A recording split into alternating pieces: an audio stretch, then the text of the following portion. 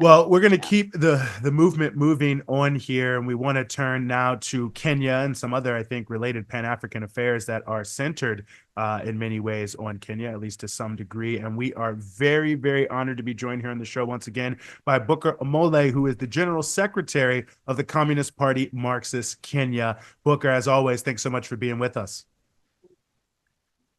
Thank you very much, Eugene, and it's a pleasure to come through to the Breakthrough News to at least analyze the situation in Kenya and try to relate it with the global imperialist crisis.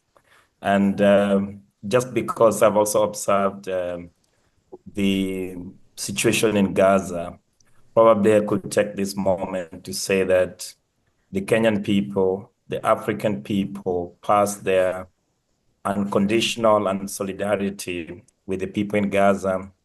And of course, our defiance against settler colonialism, our defiance against Zionism, and will continue to march, and Palestinian people will emerge victorious. Thank you for saying that. And I think it's an important point to start on. And I think helps segue into my first question for you, which is an interesting one about where Kenya is now and some of the role it's playing, in the world and of course around the continent.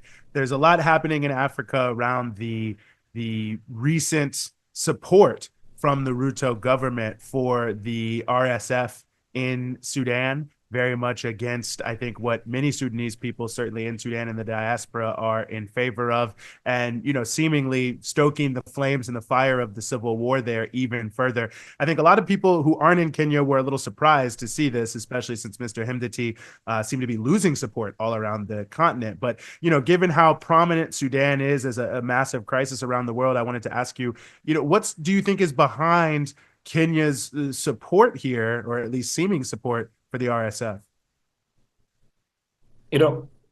First of all, it's important to understand that during this